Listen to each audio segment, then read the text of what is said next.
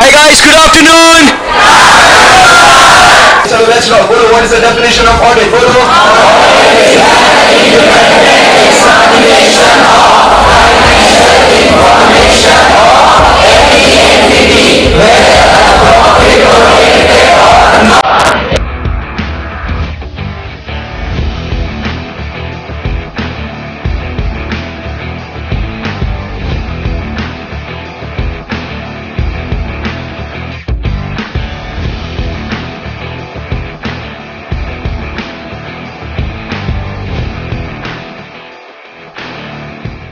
Hi guys, good evening. थोड़ा इधर हट जाओ बच्चों तुम. हाँ हाँ वापस से खेलते हैं. Hi guys, good evening. So yesterday we completed with two important standards और वो दो standards कौन से थे बच्चों? essay number 200 and 210. ये दो standards हमने पढ़े थे. आज हम लोग essay 200 की सीरीज को कंटिन्यू करेंगे और आज हम लोग एक बहुत ही इंपॉर्टेंट स्टैंडर्ड के बारे में बात करेंगे. वो होगा आपका SA number 220, the next in the lot. SA number 220 जो बात करता है about quality control on audit of financial statements. ज़्यादा बड़ा नहीं है ये स्टैंडर्ड, है ना बच्चों? देखते वाला इसको कितना है, क्या है इसके अंदर. सो SA 220 quality control for audit of financial statements. अपने को रिक्वायरमेंट देखना है और वाह यार कितना सा है वो, अमेजिंग. अरे 10 पॉइंट, बस 10 पॉइंट है इसके अंदर, बस वेरी सिंपल है ना, राइट. सो अब हम लोग पहले क्या करेंगे, पूरा इसको समझेंगे. अब समझने से पहले आपको एक चीज़ में फिर से ध्यान दिला दूं जो कल अपनी बात हुई थी. एसेज एप्लीकेबल होते हैं when we do what, audit. Simple सी बात है, where we are providing what, reasonable assurance. And दूसरा जो है ये ऑडिट किस पे हो रहा है, ये ऑन फाइनेंशियल स्टेटमेंट्स. आपको याद होगा जब हमने कल डिस्कशन किया था तो उसके अंदर हमने क्या बोला था कि जब हम लोग फाइनेंशियल स्टेटमेंट्स के ऊपर, हिस्टोरिकल फाइनेंशियल स्टेटमेंट्स के ऊपर रीजनेबल अश्योरेंस देने वाला काम करते हैं तो उस घड़ी उस समय जो एक्टिविटी हम लोग करते हैं वो कौन सी एक्टिविटी है, ऑडिट की, बराबर. और उस समय पे एप्लीकेबल क्या होता है, स्टैंडर्ड्स ऑन ऑडिटिंग. सो यहाँ पे हम लोग quality control for audit of financial statements, मतलब सिंपल सी बात है कि जब हम लोग ऑडिट कर रहे हैं on financial statements, it is the responsibility of the engagement partner to make sure that the quality is achieved. आई बात समझ में आपको? यस. सो अब हम लोग इस स्टैंडर्ड को पढ़ते हैं, एकदम अच्छे से समझते हैं. पहले मैं आपको पूरा समझाता हूं एंड टू एंड. बहुत बड़ा चार्ट बनेगा, ऑब्वियस सी बात है, क्योंकि 10 पॉइंट है उसके अंदर अपने को पढ़ने हैं. सो पूरा वो चार्ट अपना बनेगा. वो चार्ट अपना पूरा बनने के बाद फिर आप लोग क्या करेंगे, उसको आप नोट करेंगे. पहले आपको आराम से कॉन्सेप्ट को सुनना है, लिखना है, फिर उसके बाद हम लोग नोट से पढ़ेंगे उसको. Shall we start guys? Yes. So SA number 220 जिसका नाम क्या है बच्चों, quality control for audit of financial statements. Very simple, बहुत मस्त स्टैंडर्ड है ये, एकदम आराम से ध्यान दीजिएगा. So quality control for audit of financial statements. So दोस्तों क्या कहते हैं, ध्यान से सुनना. सबसे पहले यहाँ पे हम लोग एक पर्सन को इंट्रोड्यूस करते हैं. वो जो पर्सन है वो कौन है, जिसको हम लोग नाम देंगे, we will call him as what, the engagement partner. क्या नाम होगा उसका, एंगेजमेंट पार्टनर. Very good. और इस एंगेजमेंट पार्टनर के साथ और बहुत सारे लोग होते हैं जो उसके साथ काम करते हैं. इन्हें हम लोग क्या नाम देंगे, एंगेजमेंट टीम. बहुत सही. सो यहाँ पे ये काम करने वाले दो लोग हैं, engagement partner and engagement team, बराबर. सो यहाँ पे जो एंगेजमेंट पार्टनर है ना, इस एंगेजमेंट पार्टनर के ऊपर हम लोग लगाते हैं एक लीडरशिप रिस्पॉन्सिबिलिटी. क्या लगाएंगे, लीडरशिप रिस्पॉन्सिबिलिटी. वो रिस्पॉन्सिबिलिटी ये एंगेजमेंट पार्टनर, सिंस ये लीडर है ना, he is going to lead the audit, बराबर. तो इसके ऊपर हम लोग एक लीडरशिप रिस्पॉन्सिबिलिटी लगाते हैं. क्या रिस्पॉन्सिबिलिटी लगाते हैं कि बाबा तू जो लीडर है ना, you have to take the responsibility that the quality on each audit assignment will be complied by you. आई बात समझ में? It is the responsibility of that engagement partner. कि बाबा ऐसे क्या बोलता है कि तुम जब ऑडिट करने वाले हो ना ऑफ फाइनेंशियल स्टेटमेंट्स, हम चाहते हैं कि इस ऑडिट ऑफ फाइनेंशियल स्टेटमेंट्स में आपने अच्छे तरीके से काम करना चाहिए, और वो अच्छे तरीके से काम होने के लिए एंगेजमेंट पार्टनर ने क्या करना चाहिए, वो पूरी रिस्पॉन्सिबिलिटी लेनी चाहिए. That is what the leadership responsibility is. The first point notes में आपको दिख रहा है. फर्स्ट पॉइंट अपना क्या है, रिक्वायरमेंट्स के अंदर is the leadership responsibility. Simultaneously पढ़ ले क्या वो पॉइंट भी? Yes, very easy. First point हम लोग सीधा पहले ऑब्जेक्टिव स्कोप वगैरह में अभी तक नहीं गए हैं, सीधा पहले अपन रिक्वायरमेंट्स पे आते हैं. So the first point under requirements what we are talking about, वो बात करता है the engagement partner shall take responsibility for the overall quality on each audit engagement, that is each audit assignment में. Any difficulty till here? No. First point very simple. Chart भी ध्यान में रखना, बहुत सिंपल है ये, ऐसे अपने को पढ़ने के लिए. फिर उसके बाद यहां पे एंगेजमेंट टीम भी है अपने पास. कौन है बच्चों अपने पास? Engagement team. सो यहां पे हम लोग क्या कहते हैं, the engagement partner will also take the responsibility to ensure that this engagement team, ये जो एंगेजमेंट टीम है ना, this engagement team complies with what? This engagement team complies with the relevant ethical requirements. एंगेजमेंट पार्टनर को और क्या देखना है बच्चों, कि हमारी जो ये एंगेजमेंट टीम है, ये एंगेजमेंट टीम उन एथिकल रिक्वायरमेंट्स को भी पूरा करे. बराबर के नहीं? एंड एथिकल रिक्वायरमेंट्स हम सबको मालूम है. एथिकल रिक्वायरमेंट्स क्या होते हैं, लिखूं मैं यहां पे आपके लिए, लिख देता हूं मैं.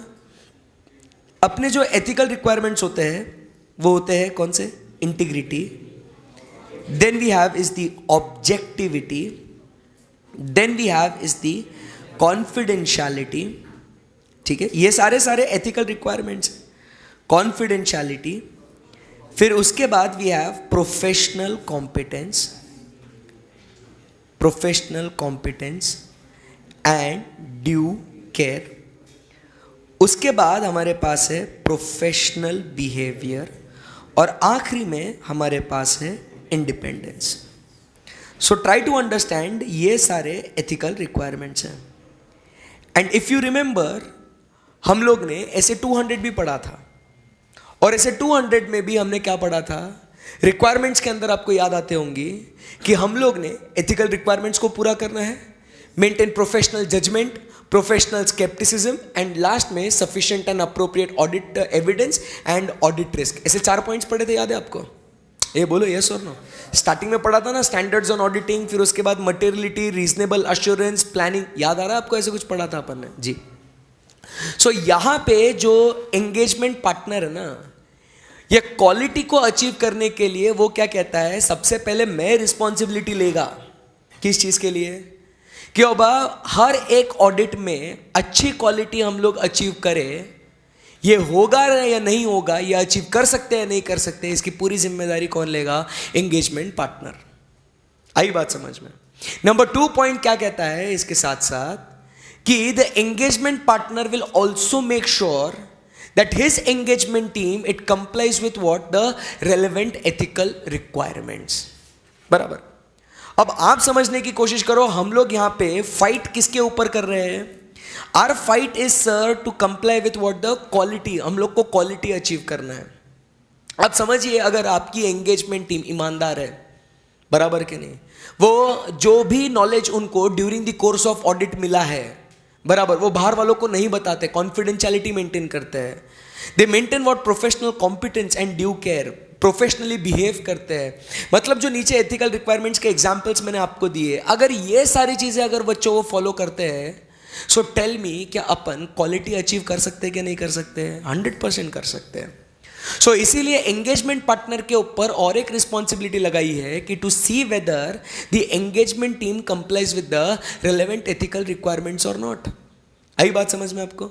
यस और अगर नहीं करता है ना वो, तो अपन ने उसके अगेंस्ट एक्शन लेने का, बराबर के नहीं, कि अब वो काम नहीं करता है तो उसको फिर उसको ऑफिस में ही बिठाओ, उसको बाहर भेजो मत फिर, बराबर। ओके, सो यहां पे आप देखोगे सेकंड पॉइंट जो अपना है, वो सेकंड पॉइंट किसके बारे में बात करता है, रेलेवेंट एथिकल रिक्वायरमेंट्स। तो जो अपना चार्ट बन रहा है आपको दिखता होगा कि जो एक कलर मैं यूज कर रहा हूं पर्पल कलर का, तो वो मैं किसके लिए यूज कर रहा हूं, टू कवर द हेडिंग्स। समझ रहा है आपको, यस तो ये अपने को बहुत इंपॉर्टेंट चीज है जो ध्यान में रखना है।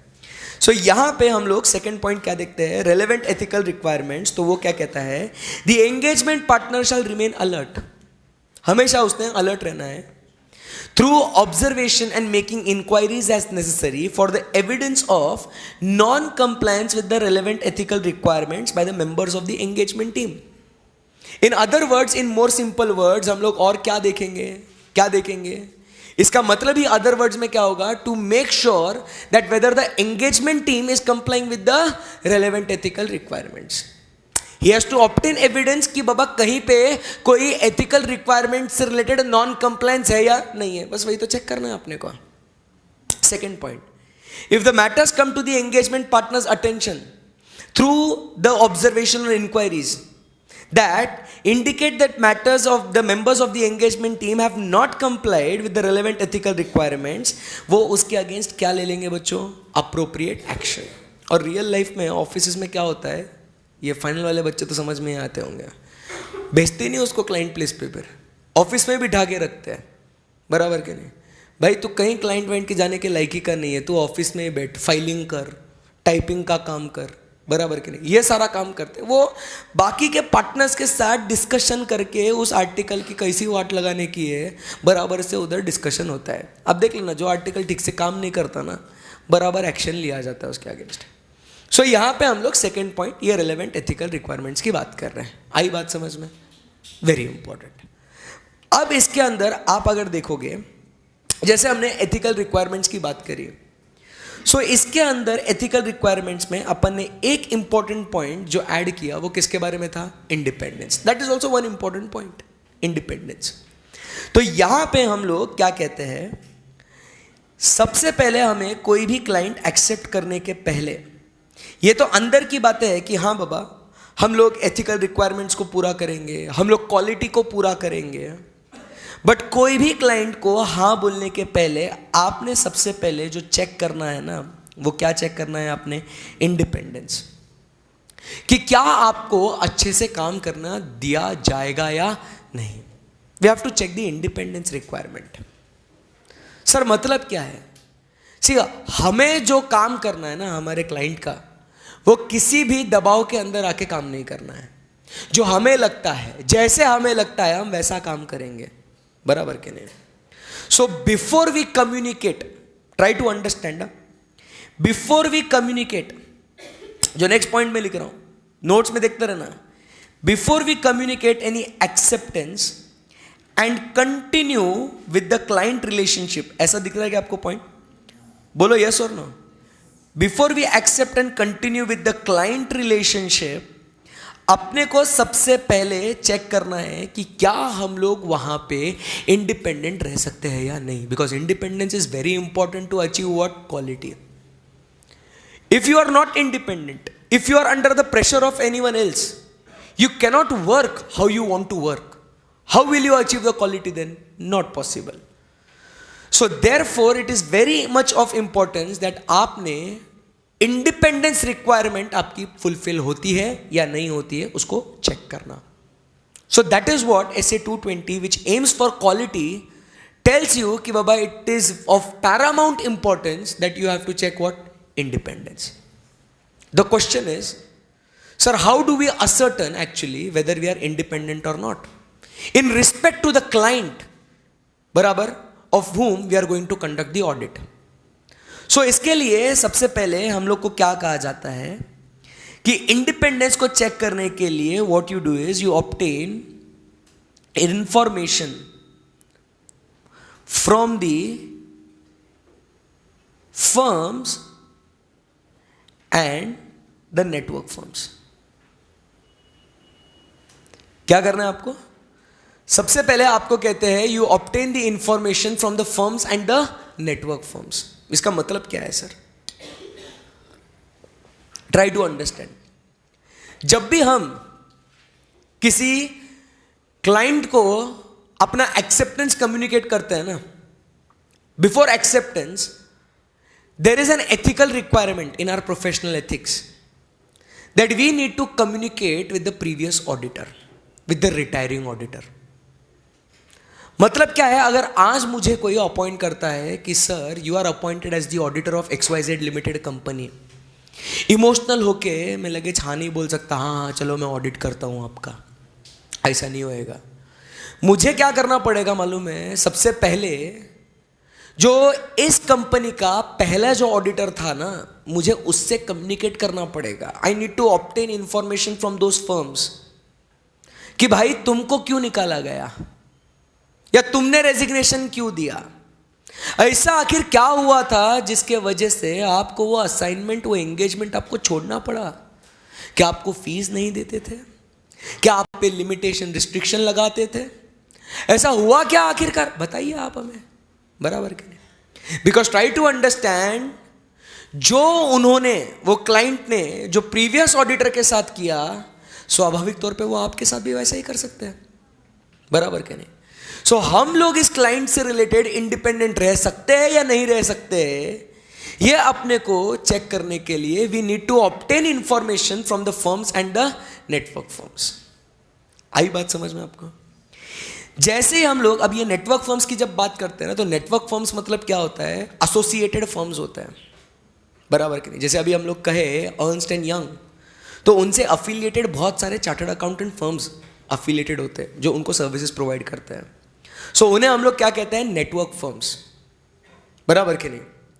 सो यहां पे जब हम लोग उनसे इंफॉर्मेशन ऑब्टेन करते हैं, पता चलता है कि शायद वो प्रीवियस ऑडिटर के ऊपर कुछ रिस्ट्रिक्शन लगाया गया होगा, उसको अनडिस्प्यूटेड ऑडिट फीस नहीं पे करी गई होंगी, ऐसा कुछ भी अगर होता हुआ होगा, तो यहां पे once we come to know about these threats कि यार पिछले ऑडिटर के साथ कुछ गलत हो गया था, क्या करें आप? उस घड़ी, उस समय what we do is we evaluate. क्या करते हैं अपन? We evaluate what? The threats of identified breaches. क्या करते हैं हम लोग? We evaluate the threats of those identified breaches. मतलब कि अच्छा पिछले वाले के साथ ऐसा हुआ, अब आइडेंटिफाई हो गया ना वो, बराबर के नहीं? कि उसने उसके साथ ऐसे लिमिटेशन लगाया था, रिस्ट्रिक्शन लगाया था, फलाना डिमकाना। सो अपने लिए उसका कितना इंपैक्ट होगा, वी इवैल्यूएट दैट। हम लोग उसके ऊपर चर्चा विमर्श करते हैं। स्टैंडर्ड समझ में आ रहा ना? हम लोग क्वालिटी को अचीव करने के लिए ये सब मेहनत कर रहे हैं। सो पहले एंगेजमेंट पार्टनर ने रिस्पॉन्सिबिलिटी लिया, एंगेजमेंट टीम को बोला you comply with the relevant ethical requirements. Client को हाँ बोलने के पहले हम लोग चेक करेंगे इंडिपेंडेंस। और इंडिपेंडेंस में क्या बोला कि बाबा पहले आपने इंफॉर्मेशन ऑब्टेन करना है from the firms and the network firms. Information obtain करने के बाद you evaluate the threats of the identified breaches. जो धोखे आपको दिखे हुए हैं उसको आप इवैल्यूएट करो कि उसका इंपैक्ट कितना होगा करके। अब क्या करें? इवैल्यूएट कर लिया कि इतना इतना इंपैक्ट हो सकता है। What to do next? Next यहां पे आपको क्या करना होगा is you have to take what? appropriate action. You have to take what? Appropriate action to minimize the threat. आई बात समझ में आपको? What do we do? कुछ नहीं सर, हम लोग को इंफॉर्मेशन लिया, पता चला कि थ्रेट है, आइडेंटिफाई करा, अब उसके बेसिस पे we will take appropriate action to minimise those threats. Sir क्या हो सकता है appropriate action? What can be the appropriate action, sir? The appropriate action will be what? Try to understand. अपन सबसे पहले अपने टर्म्स ऑफ एंगेजमेंट के अंदर management की रिस्पॉन्सिबिलिटी, ऑडिटर की रिस्पॉन्सिबिलिटी क्या होगी ना, उसके अंदर क्लियर कट लिख दो कि जैसा तुमने उसके साथ किया था वैसा आप मेरे साथ नहीं कर सकते। और अगर फिर उसके पहले ही आपको दिखता है कि लिमिटेशन लगाया है, तो कल ही बच्चों ऐसे 210 में पढ़ा था, क्या पढ़ा? If there is a limitation prior to acceptance of the audit, do not accept. कहानी खत्म, ऑडिट इच मत करो उसका। Take appropriate action. सारे स्टैंडर्ड्स कनेक्टेड है, बहुत मजा आएगा पढ़ने में। Take appropriate action to minimise what those threats, and if you are successful in minimising those threats और eliminating those threats, then very good. Do what? क्या करने का फिर? Accept and continue with the client relationship. जमा के नहीं जमा आपको? बोलो यस और नो? यस, खत्म। Any difficulty till here? No. So यहां पे हम लोग आते हैं एंड फिर अपन यहां पे इंडिपेंडेंस, जो अपना थर्ड पॉइंट है, उसमें आपको 3 बुलेट पॉइंट्स दिखते हैं, जो अपन ने 3 पॉइंट्स नीचे नीचे लिखे थे। अरे इतना बड़ा स्टैंडर्ड, मस्त सिंपल करेंगे अपन उसको। देखो क्या लिखा हुआ है। The engagement partner shall form a conclusion on compliance with independence requirement. पहले अपन इंडिपेंडेंट है क्या नहीं, उसके कंक्लूजन पे पहुंचो। ये कैसा करेगा वो? In doing so he will obtain relevant information from the firm and the network firms to identify and evaluate the circumstances and relationships that create threats to independence. He will obtain information कि कहीं कुछ threat हो रहा है क्या। Number 2, evaluate the information on identified breaches. अपने को दिख रहा है कहीं कुछ प्रॉब्लम है करके, there is an identified breach. So अपन ने उसको इवेल्युएट करना है on firm's independence policies and procedures to determine whether they create a threat to independence for the audit engagement. And third point क्या कहता है? Take appropriate action to eliminate such threats so as to reduce the audit risk to an acceptably low level. यही 3 points अपन ने chart में लिखे। आई बात समझ में आपको? Very simple. एंड वंस आपको दिख के आता है क्या कि बाबा आपका इंडिपेंडेंस रिक्वायरमेंट पूरा हो जाता है, we move ahead and communicate our acceptance and continue with the client relationships. Any difficulty? No. आगे बढ़ सकते हैं यहां से? यस। फिर अब यहां पे एक्सेप्टेंस करने के बाद वापस हम लोग ऐसे 210 में आते हैं, जो कल पढ़ाया था। लिंक करना है हर एक स्टैंडर्ड को। अब उसके अंदर आपको याद होगा, there may be change in engagement after what? The acceptance of the audit. बोलो यस और नो? यस। सो अपन ने वो चेंज को एक्सेप्ट करना या नहीं करना, उसके लिए अपन ने क्या पढ़ा था कि auditor should obtain what? The justification. Reasons उसने लेने to check whether it is justifiable और नॉट। चेंज करना चाहते हो तो अपन ने एक्सेप्ट करने के बाद वो आपके इंडिपेंडेंस पे कुछ एक नया थ्रेट क्रिएट कर रहे हैं। या तो सेकंड सिचुएशन ऐसा हो सकता है कि एक्सेप्टेंस कम्युनिकेट करने के बाद auditor comes across certain information, बराबर के नहीं, and after obtaining that information he feels like, have I had this information available with me earlier, my conclusion about independence would be different. Acceptance communicate करने के बाद auditor साहब को information कुछ ऐसी प्राप्त हो गई जिसको मद्देनजर रखते हुए वो बोलता है कि अगर मुझे ये इंफॉर्मेशन पहले अवेलेबल होती तो शायद मेरा इंडिपेंडेंस से रिलेटेड कंक्लूजन कुछ और होता। सो अब क्या करें भाई? अब करें तो क्या करें? सो यहां पे 2 सिचुएशंस मेरे दोस्तों क्रिएट हो रही है। वो 2 सिचुएशंस क्या है? Very simple 2 situations. कौन सी 2 सिचुएशंस है? कि आफ्टर एक्सेप्टेंस, क्या बोल रहा हूं मैं? After acceptance 2 situations are happening. थोड़ा अच्छे से बनेंगे ना चार्ट, इतना मस्त बन रहा है अपना तो, बराबर। So after acceptance 2 situations can come into picture. 2 situations कौन सी है? एक तो auditor continues to be independent और auditor does not continue to be independent. सही बात है ना? बोलो यस और नो? यस। सो यहां पे हम लोग 2 बातें लिखते हैं। एक यहां पे बात लिखते हैं, auditor does not continue to be independent और यहां पे हम लोग लिखते हैं auditor continues to be independent. सही बात है एकदम। अब दोस्तों जब auditor continues to be independent after acceptance, कोई प्रॉब्लम नहीं है, अपना काम कंटिन्यू करो। बोलो यस और no? Yes, there is no problem.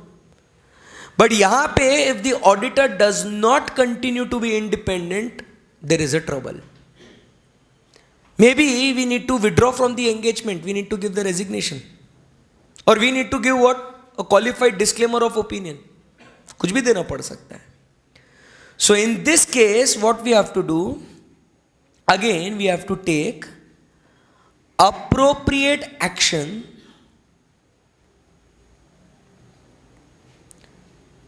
decide appropriate action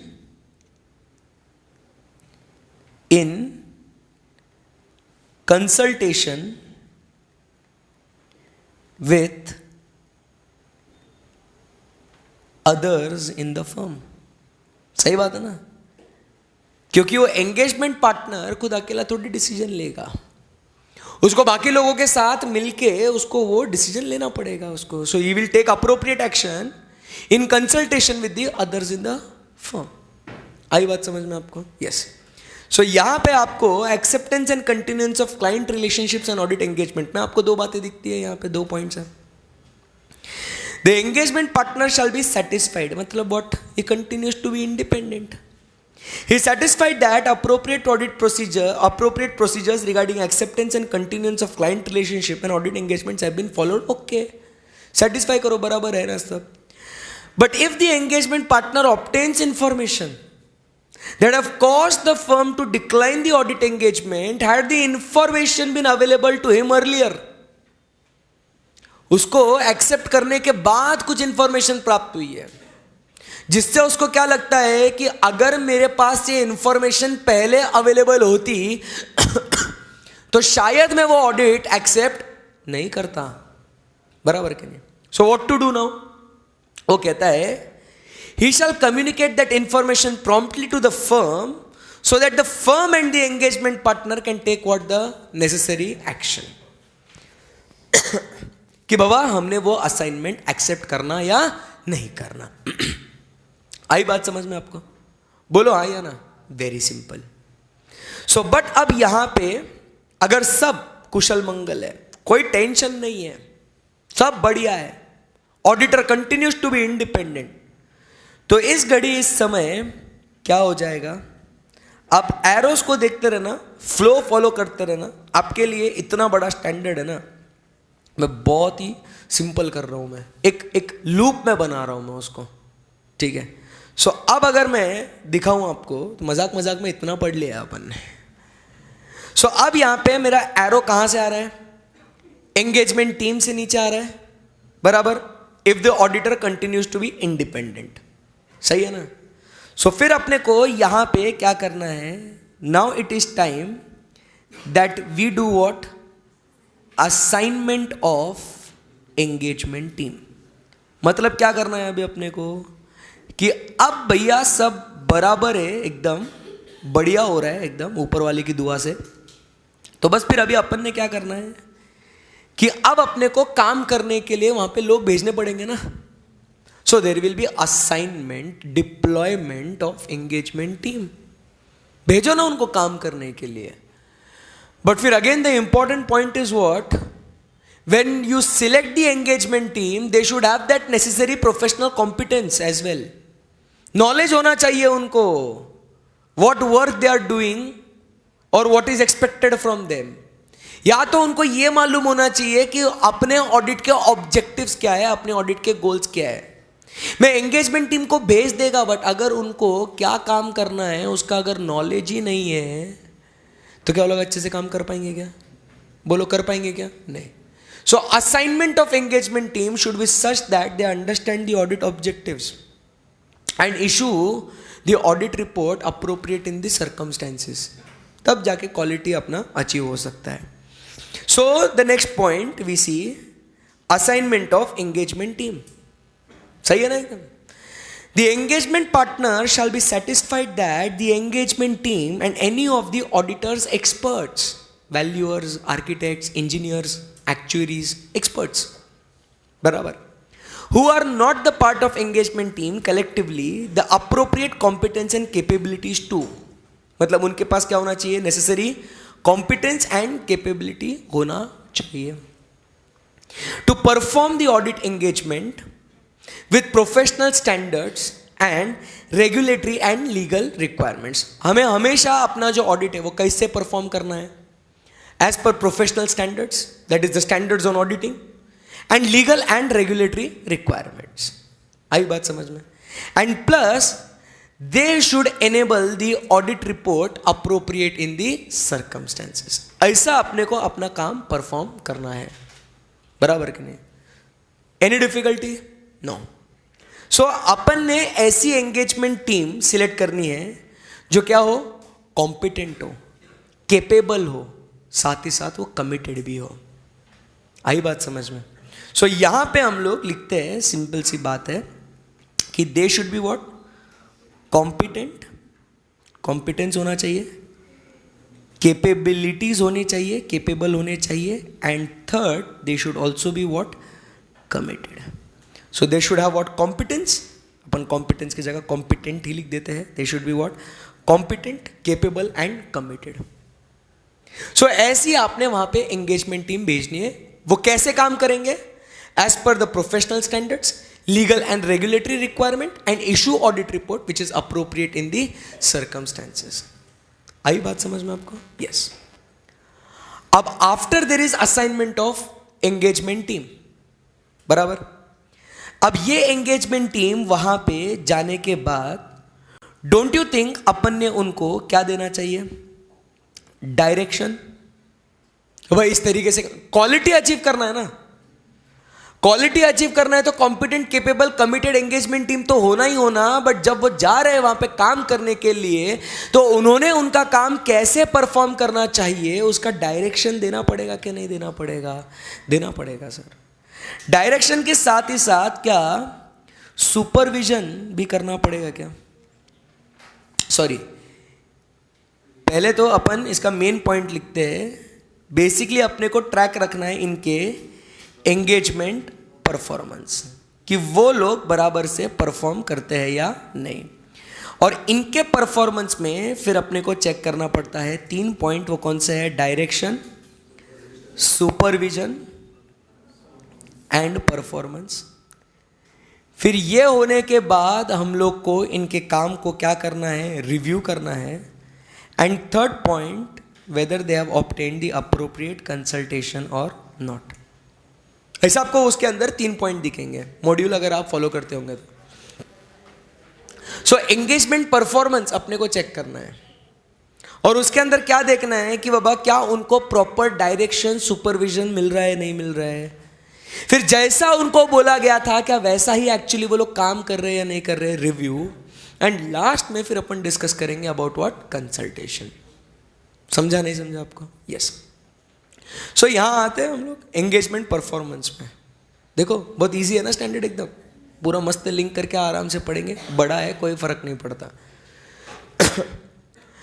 engagement performance में first point, direction, supervision and performance. The engagement partner shall take responsibility that. Direction में क्या देखना है? देखो बहुत मजा आएगा. वही लिखा हुआ है कि the engagement shall be what, perform in accordance with what, the professional standards and regulatory and legal requirements. जैसा अपने को एंगेजमेंट टीम ने क्या काम करना चाहिए था, they should comply with the professional standards, legal and regulatory requirements, वैसा ही वो परफॉर्म कर रहे हैं या नहीं कर रहे, वैसा उन्होंने डायरेक्शन देना चाहिए. And so as to enable what, the audit report which is appropriate in the circumstances.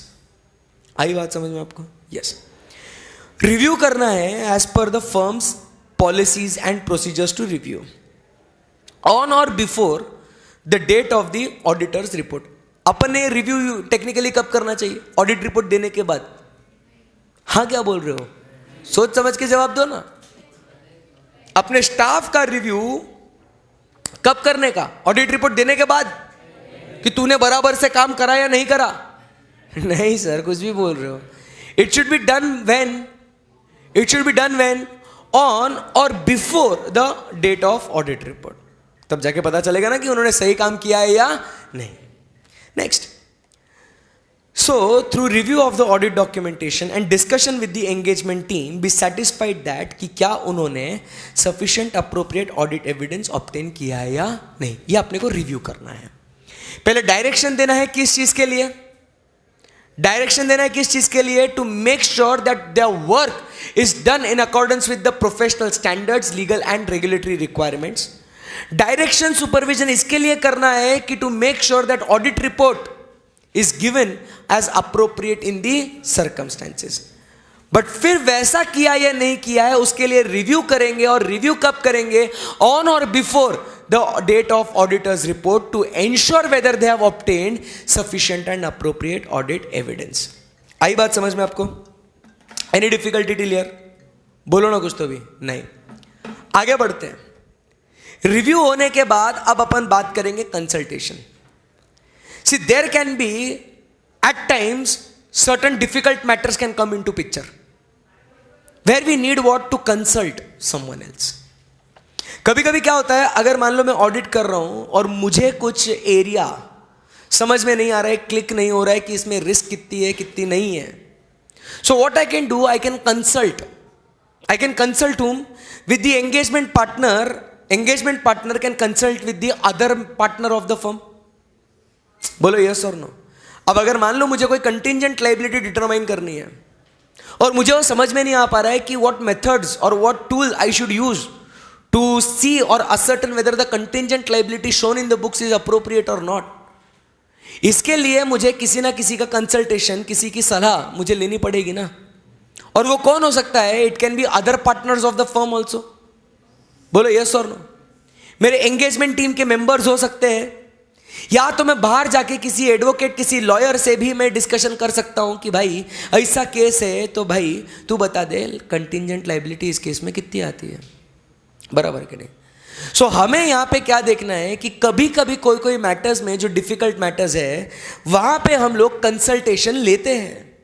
The consultation is within the firm, between the members of engagement team or outside the firm with the experts. But यहां पे हमें as an engagement partner हमें क्या देखना है मालूम है, कि जो कंसल्टेशन जो हमारे एंगेजमेंट टीम मेंबर्स ने लिया है, क्या वो कंसल्टेशन अप्रोप्रिएट है या नहीं. The party who is consulting and the party who is consulted, क्या वो दोनों अग्रीमेंट में है या नहीं है. समझ रहे क्या आप मेरी बात को? What we need to check, whether the party who is consulting and the party who is consulted, वो दोनों अप्रोप्रिएट कंसल्टेशंस देते हैं या नहीं देते हैं. क्या लिखते हैं यहां पे, the engagement partner shall take responsibility for the engagement team undertaking appropriate consultations on difficult or contentious matters, the matters which are not able to be understood easily. बराबर. सो इस केस में he should be satisfied that the members of the engagement team have undertaken appropriate consultation during the course of engagement that can happen within the engagement team. आपस में engagement team members decide करेंगे. जब अपन audit को जाते हैं ना तो हम लोग 5, 10 लोग, 6 लोग हम बस साथ में जाते हैं. सो अगर मेरे को कुछ नहीं समझा तो मैं मेरे जूनियर सीनियर को पूछेगा भाई ये कैसे किया, क्या किया. तो consultation is within the engagement team. अगर विद इन एंगेजमेंट टीम नहीं हुआ तो मैं मेरे बॉस को फोन लगाएगा, between the other engagement team members at the appropriate level with in और आउटसाइड द फर्म. एक्सपर्ट से भी बात करेगा मैं मेरे ऑफिस में बैठा हुआ कोई सीनियर है, दूसरा पार्टनर है, उसको पूछेगा मैं. होता है ना ऐसे. So I have to make sure कि अप्रोप्रिएट कंसल्टेशन ले रहे हैं कि नहीं ले रहे हैं. And then he should be satisfied that the nature and scope and the conclusions resulting are agreed between the party consulting and the party consulted. Determine that the conclusions resulting from such consultations have been appropriately implemented. ये अपने को check करना है. Any difficulty till here? It's basically consultation जब लिया जा रहा है ना, तो आपको ध्यान में रखना है कंसल्टेशन किन लोगों के बीच में लिया गया है, और एंगेजमेंट पार्टनर को इंश्योर करना है कि जो भी पार्टी कंसल्ट कर रहा है और जो भी पार्टी कंसल्टिंग हो रही है, यहां पे इनका कंक्लूजन बराबर से उस सिचुएशन के हिसाब से कंक्लूजन निकलाना बराबर कि नहीं. Whether that conclusion resulting from the consultation weather it is appropriate or not, ये आपने को इंश्योर करना है. आई बात समझ में आपको? Any difficulty till here? No, perfect एकदम। सो यहां पे दोस्तों क्या हुआ, यहां पे हम लोग ने क्या पढ़ा कि पूरा पूरा काम करने के ऊपर आपने क्या क्या करना चाहिए, that is discussed as per what SA 220। देखो समझ में आ गया आपको? इतना इतना अपन ने बातचीत करी अभी तक, क्लियर है एकदम? यस। बट अब ये जो पूरा का पूरा सर्कल जो आपको स्क्रीन पे दिख रहा है, बराबर के नहीं, इतना अच्छे से स्टैंडर्ड में लिखा हुआ है, बराबर के नहीं, और ये सारा का सारा किसको फॉलो करना है? एंगेजमेंट पार्टनर को, लीडर को। बोलो यस और नो? यस। अब दोस्तों, are you like really sure कि whether that engagement partner will follow all this things? There is a doubt कि जितना भी स्टैंडर्ड में बोला गया है, जैसा जैसा करने का है, वो वैसे का वैसा पूरा पूरा फॉलो करेगा या नहीं करेगा एंगेजमेंट पार्टनर, मालूम नहीं सर। तो इसके लिए यहां पे फर्म क्या करती है मालूम है आपको? There is what the next point we have is engagement of quality control reviewer. यहां पे कौन आएगा? Quality control reviewer. Next point आपको दिखता है क्या कि ये पूरा पूरा एक्टिविटी फॉलो होता है या नहीं होता है, वो इंश्योर करने के लिए there should be what the engagement of quality control reviewer. है क्या ऐसा पॉइंट अपना? बोलो यस और no? The next point, first thing what we need to understand who is the quality control reviewer. जो भी मेरे फाइनल के दोस्त हैं ध्यान से सुनिएगा, हमने दो टॉपिक्स पढ़े थे, पीयर रिव्यू और दूसरा क्वालिटी रिव्यू। वो पीयर रिव्यू होता है फर्म का, क्वालिटी रिव्यू होता है वो पर्टिकुलर असाइनमेंट का कि वो बराबर से हुआ या नहीं हुआ। बट वो जो क्वालिटी रिव्यूअर है वो इंस्टीट्यूट अपॉइंट करती है, करेक्ट है ना? Quality reviewer, yes. इस स्टैंडर्ड के अनुसार when there is a engagement of quality control reviewer ना, ये यहां पे जो क्वालिटी कंट्रोल रिव्यूअर होगा ना दोस्तों, ध्यान से सुनिएगा, और जो इंटर में है या आईपीसीसी में है वो लोग भी जरा ध्यान से सुनिएगा। सो यहां पे ये जो क्वालिटी कंट्रोल रिव्यूअर है ना दोस्तों, ये कौन होगा मालूम है आपको? He will be the partner of the firm only. कि मेरा जो एंगेजमेंट पार्टनर है, मतलब मेरा एक जो पार्टनर है, वो ये पूरा पूरा असाइनमेंट कर रहा है ना, ये वो उन पॉलिसीज एंड प्रोसीजर्स को फॉलो कर रहा है या नहीं कर रहा है, बराबर के नहीं, उसको इंश्योर करने के लिए हमारे फर्म में का ही एक पार्टनर को हम लोग बोलेंगे कि भाई तू जाके चेक कर ले कि ये सब कामकाज बराबर से हो रहा है या नहीं हो रहा है। सो ये क्वालिटी रिव्यू वाला पार्ट नहीं है, पीयर रिव्यू वाला पार्ट भी नहीं है। बट ये क्वालिटी कंट्रोल रिव्यूअर ये ऐसा चार्टर्ड अकाउंटेंट है जो अपने ही फर्म का एक पार्टनर है, जिसको हम बोल रहे हैं कि भाई वो एंगेजमेंट पार्टनर ने सही से काम किया या नहीं किया, जाके तुम चेक करो। आई बात समझ में? So there will be engagement of quality control reviewer. तो आपको दिखता होगा यहाँ पे मस्त दोनों कॉफी पे बैठे हैं, यहाँ पे दिख रहा है क्या आपको? सो यहाँ पे दोनों आराम से मस्त हवा में बैठे, ठीक है, कॉफी पे बैठे हैं दोनों, ठीक है ना? So they are having a nice discussion, आराम से मस्त एकदम। सो अब यहां पे ध्यान से सुनिएगा, यहां पे हम लोग बोलेंगे कि ये कौन है? ऑडिटर, और ये कौन है? रिव्यूअर। मस्त चार्ट बनाते जाएंगे, मजा आएगा यार, पूरा स्टैंडर्ड दिमाग में बैठना चाहिए। सो यहां पे ये ऑडिटर है, वहां पे वो रिव्यूअर है। आई बात समझ में आपको? Very good. तो अब होगा क्या यहां पे? सो सबसे पहले यहां पे क्या होगा? ऑडिटर जो है ना, ऑडिटर, फर्स्ट पॉइंट ध्यान से सुनना, ऑडिटर जो है ये सबसे पहले असर्टन करेगा वेदर रिव्यूअर इज अपॉइंटेड। क्या करेगा वो? असर्टन करेगा वेदर रिव्यूअर इज अपॉइंटेड। अगर इंस्टीट्यूट ने अपॉइंट किया हुआ है तो उसके साथ भी यही बातचीत होगी, और अगर अपना ही कोई एंगेजमेंट पार्टनर है तो वो एस्टेब्लिश कर लेगा कि कौन है रिव्यूअर, क्या है करके। Ascertain whether reviewer is appointed. अब जैसे उसने असर्टन कर लिया ना कि ओके रिव्यूअर इज अपॉइंटेड, क्या करेगा वो उसके साथ डिस्कस करेगा क्या? Significant matters. क्या डिस्कस करेगा वो उसके साथ? Significant matters. मतलब क्या करेगा डिस्कस सिग्निफिकेंट मैटर्स? कि जब हम लोग ऑडिट कर रहे थे ना, तो ऑडिट करते समय हम लोग को क्या क्या दिक्कतें आई, बराबर वो उनके साथ डिस्कस करेगा। मतलब कि अब हम लोग को ये एविडेंस नहीं मिला था, हम लोग को ये लिमिटेशन आया था, ये एरिया है जहाँ पे सिग्निफिकेंट रिस्क है, यहाँ पे शायद फ्रॉड्स हुए गए हैं, ये रिलेटेड पार्टी का ट्रांजैक्शन है।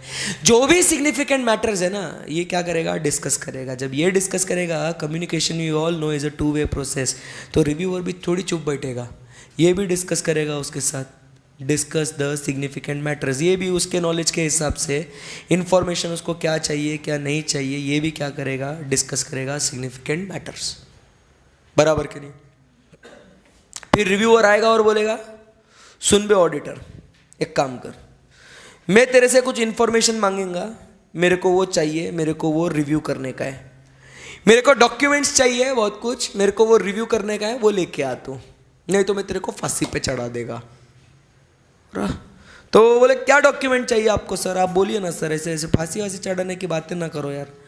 तो वो बोलता है देखो मेरे को सबसे पहले तो क्या होना, व्हाट आई वांट इज, मुझे जिस कंपनी का आप ऑडिट कर रहे हो ना, उसके क्या होना, मुझे फाइनेंशियल स्टेटमेंट्स दो, मुझे फाइनेंशियल स्टेटमेंट्स दो।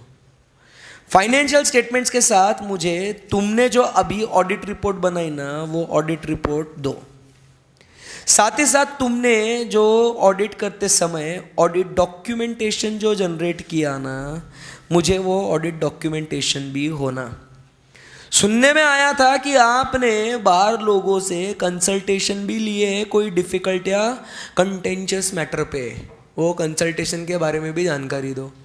अरे बट सबसे इंपॉर्टेंट, तुमने इंडिपेंडेंस ये रिक्वायरमेंट पूरी करी कि नहीं करी, ये भी मैं चेक करेगा। तो इसके बारे में मुझे सारी इंफॉर्मेशन होनी है, बराबर कि नहीं? तो reviewer will review all this things, financial statements, audit report, audit documentation, consultation and independence, FAACI, फांसी। आई बात समझ में? Very simple. So reviewer will review all this things.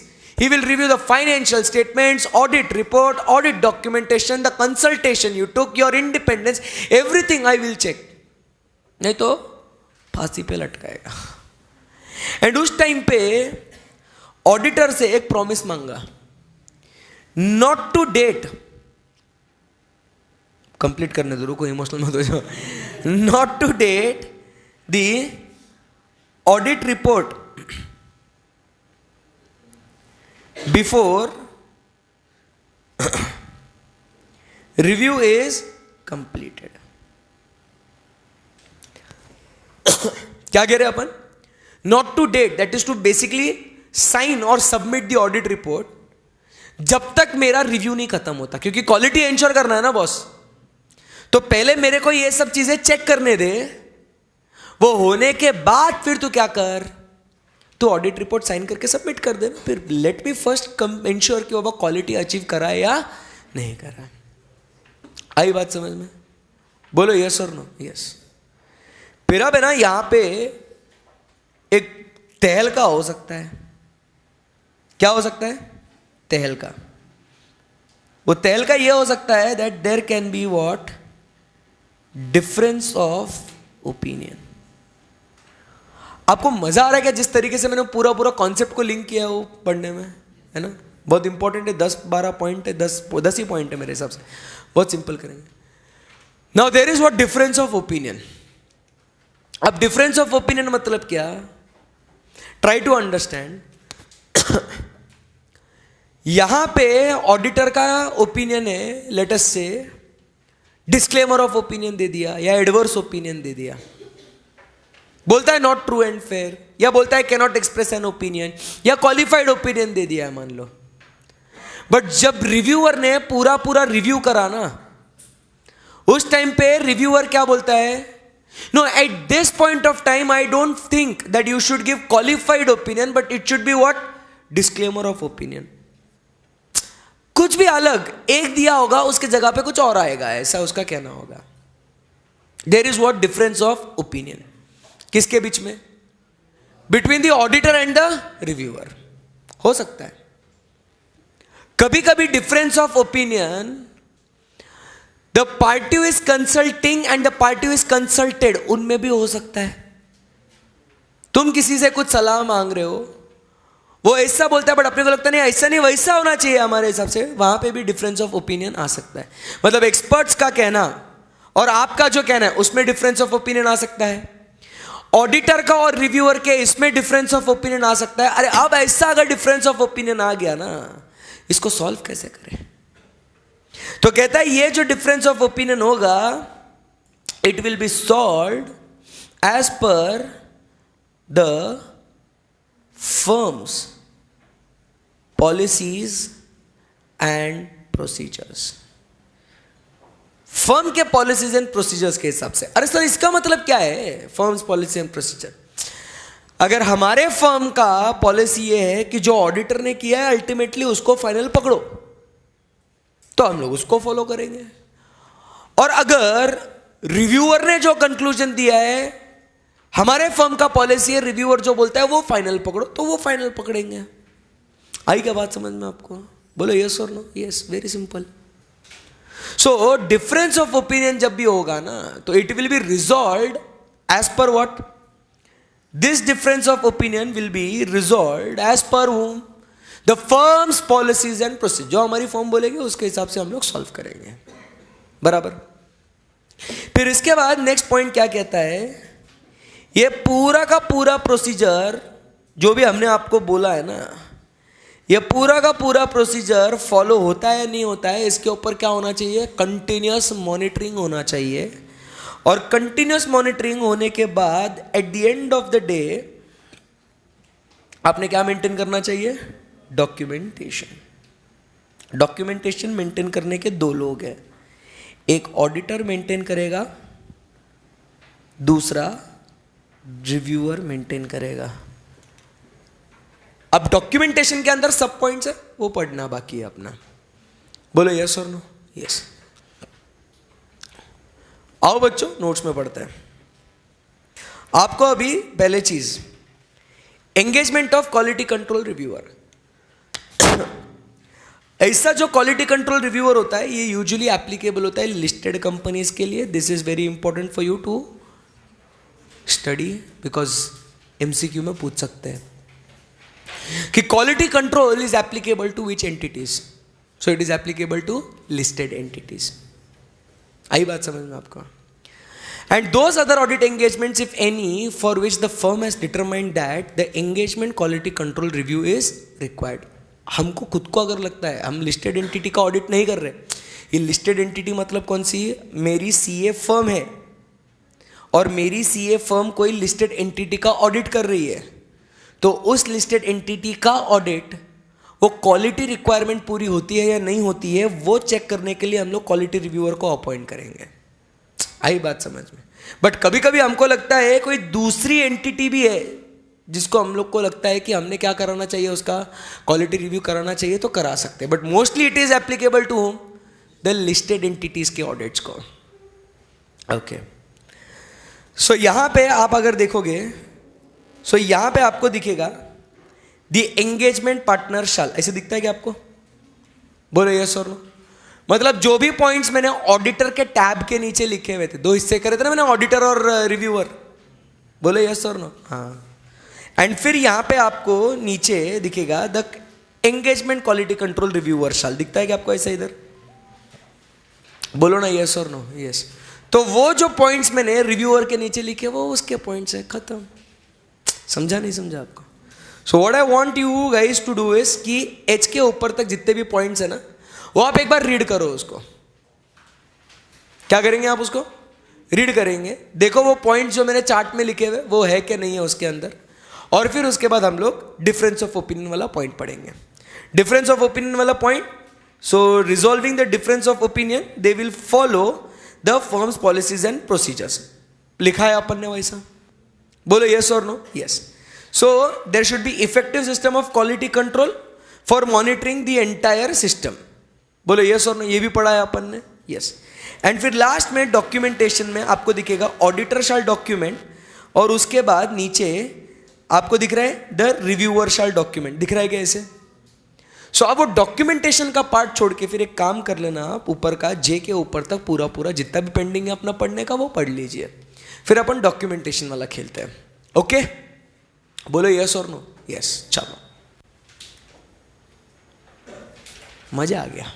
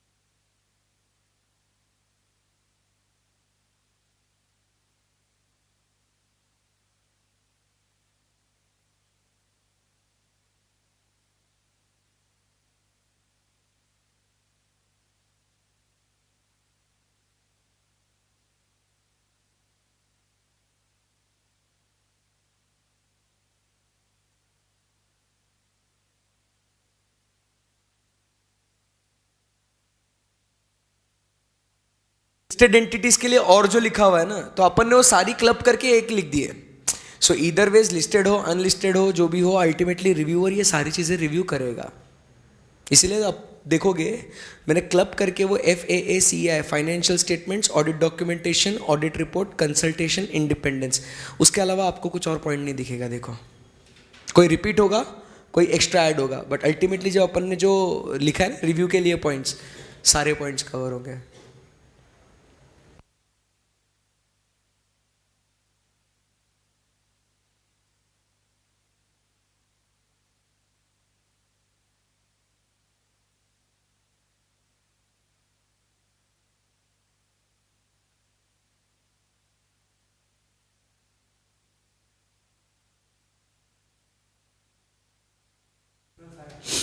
Reviewer और ऑडिटर का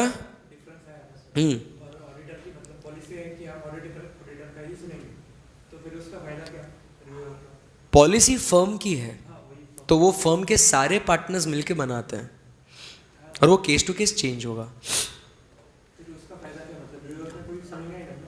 ऐसा नहीं होगा ना. अरे वो इसलिए तो कहा ना ये फर्म का आदमी है ना. सो it is the decision in the interest of the firm ना. तो रिव्यूअर का फायदा कैसे नहीं होगा? रिव्यू कराने का भी फायदा होगा. ऐसा ही नहीं है. चलो गाइस, हो गया पढ़ के कि पढ़ रहे हो अभी तक? पढ़ रहे. पढ़िए पढ़िए पढ़िए.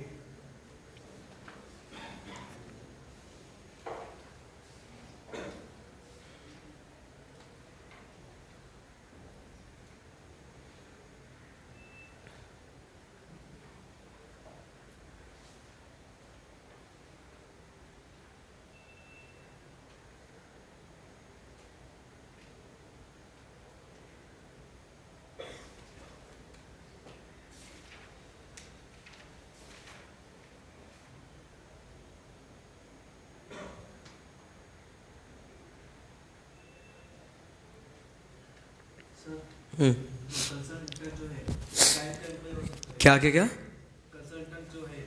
हाँ, कंसल्टेंट क्लाइंट का एम्प्लॉय नहीं ना बेटा. कैसे आएगा? क्लाइंट का एम्प्लॉय होगा वो कंसल्टेंट नहीं होगा. वो उससे हम लोग नॉर्मली इंफॉर्मेशन ऑब्टेन करेंगे जो रूटीन कोर्स में करते हैं.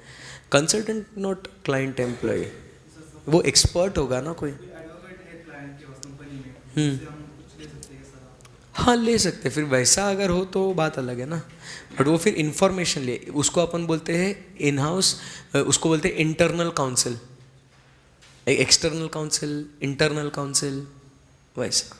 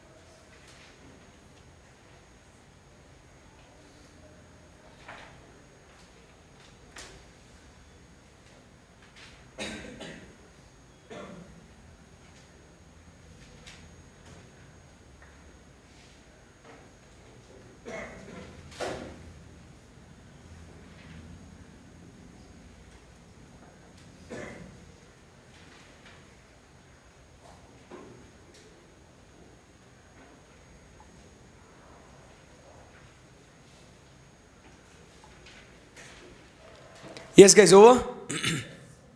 आगे बढ़ सकते हैं अपन यहां से। यस, अब अपन और बहुत भारी चीज करेंगे।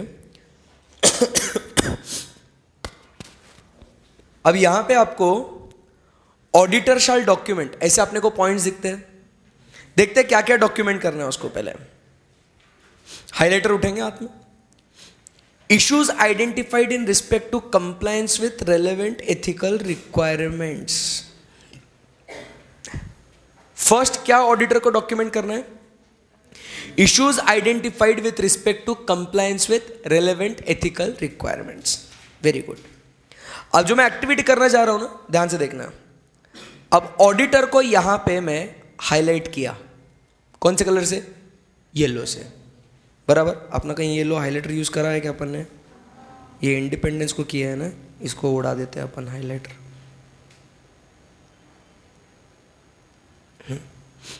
तो अपन कहीं यूज नहीं करेंगे हाईलाइटर, सिर्फ ये। तो यहां पे अपन ने ऑडिटर का यहां पे हाईलाइट किया, ऑडिटर यहां पे, बराबर। अब अपने को पूरे चार्ट में कहीं पे भी compliance with relevant ethical requirement दिखता है क्या? है ना? हाँ। तो अब अपन क्या करेंगे? इसको अपन हाईलाइट करेंगे। Very good. Compliance with relevant ethical requirement. अब इसका मतलब क्या हुआ? ऑडिटर जहां पे हाईलाइट किया, डॉक्यूमेंटेशन ऑडिटर, तो चार्ट में जितनी भी चीजें मैं हाईलाइट करूंगा वो क्या हो जाएगा? ऑडिटर वो चीजें डॉक्यूमेंट करेगा। Keep it simple. कुछ अलग करते हैं ना कुछ तो भी, बराबर। उसके बाद आप second point, conclusions on compliance with independence requirements. अच्छा, इंडिपेंडेंस कहीं है क्या चार्ट में? मेन चार्ट में कहीं यहां पे है ना, ये इंडिपेंडेंस रिक्वायरमेंट है क्या? ऐसा कहीं पॉइंट? यस। तो उसको अपन ने हाईलाइट कर दिया, इंडिपेंडेंस। मतलब आप समझ रहे हैं, अभी ऑडिटर को जो हाईलाइट किया और पूरे चार्ट में जितना भी वो सेम कलर से हाईलाइटेड होगा वो क्या होगा? Auditor documentation. Next point, conclusions reached regarding acceptance and continuance of client relationship and audit engagements. ये है क्या कहीं? अरे वाह यार। So acceptance and continuance with client relationship, मस्त काम हो गया सर ये तो। फिर उसके बाद फोर्थ पॉइंट क्या लिखा हुआ है? The nature and scope of and conclusions resulting from consultations. क्या अपने चार्ट में कहीं कंसल्टेशन भी है क्या? है क्या? है सर, ये रहा कंसल्टेशन। तो वेरी गुड। सो अगर आप पूरा पूरा चार्ट देखोगे, सर मजाक मजाक में आपने बहुत बड़ा चार्ट बनाया है, बट ध्यान रखना, बट सारी चीजें कवर हो गई है उसके अंदर। सो अब अगर आप देखोगे ऑडिटर को जो अपन ने हाईलाइट किया है यहां पे, ठीक है ना, वही सारी चीजें यहां पे हाईलाइटेड आपको दिखेगी। Compliance with ethical requirements, independence, acceptance and continuance, नीचे क्या है? कंसल्टेशन। ओवर। सो ऑडिटर का डॉक्यूमेंटेशन वाला पार्ट अपना इंक्लूड हो गया चार्ट के अंदर ही। बेस्ट। जमा गया आपको? Very simple. अब बात करेंगे किसके बारे में? In respect to the reviewer, what all he should document. समझने की कोशिश करेंगे पहले। The procedures required by the firm's policies on engagement quality control review have been performed. The procedures required by firm for review have been performed or not. तो review करने के लिए आपको क्या क्या एक्टिविटी करनी पड़ती है, और जो जो एक्टिविटी आपने फॉलो करी है आप उसको डॉक्यूमेंट करिएगा। रिव्यूअर क्या बोलता है? बेसिकली हमारे फर्म में जो क्वालिटी रिव्यू होना चाहिए उसके जो जो पॉलिसीज एंड प्रोसीजर्स है वो हुए हैं या नहीं हुए, उसके बारे में हम लोग क्या करेंगे? वो फॉलो हो रहे या नहीं हो रहे, हम लोग वो डॉक्यूमेंट करेंगे। Number 2, the engagement quality control review has been completed. Review has been completed on or before the date of auditor's report. क्या हमारा रिव्यू ऑडिट रिपोर्ट देने से पहले खत्म हो चुका है? सही है। रिव्यू कब खत्म होना चाहिए लॉजिकली? ऑडिट रिपोर्ट के पहले। एंड लास्ट में ये very important, the reviewer is not aware of any unresolved matters that would cause the reviewer to believe that the significant judgments the engagement team and the conclusions they reached were not appropriate. Sir ये क्या है? समझ में नहीं आया। अब आपको याद है डिफरेंस ऑफ ओपिनियन हुआ था, और डिफरेंस ऑफ ओपिनियन में कभी कभी हम लोग वो कंक्लूजन ले सकते हैं जो ऑडिटर बोलेगा वो, और रिव्यूअर का नहीं सुनेंगे। सो ये जो मैटर है ये अनरिजॉल्व है from reviewers point of view, कि उन्होंने मेरा कहा हुआ नहीं सुना। सो इसीलिए वो क्या डॉक्यूमेंट करता है कि देखिए, I am not aware about what, about those unresolved matters जिसमें डिफरेंस ऑफ ओपिनियन था, कि उसके अंदर जो जजमेंट लिया गया है ना वो अप्रोप्रिएट है या नहीं है, उसमें मेरा कोई रोल नहीं है, क्योंकि वो डिफरेंस ऑफ ओपिनियन है करके, और उसमें उन्होंने उनका जो कहना था वो यूज किया है उन्होंने। मैं इससे रिलेटेड वो जो जजमेंट है वो अप्रोप्रिएट है या नहीं, इसमें मेरा कोई लेना देना नहीं है। Over standard. ऐसे नंबर 220 इसी के साथ समाप्त हो जाता है दोस्तों। Any difficulty till here? No. So एकदम मस्त सिंपल सा स्टैंडर्ड है ये, बराबर। जम गया क्या आपको? Interesting, very simple. सो अपन क्या एक्टिविटी करेंगे? ये तुझा चार्ट जो है आपका आप लिख के निकालेंगे, करेंगे इसको? यस, चलो। अच्छी राइटिंग में लिखना, आप पढ़ सको ऐसे। चलो start writing.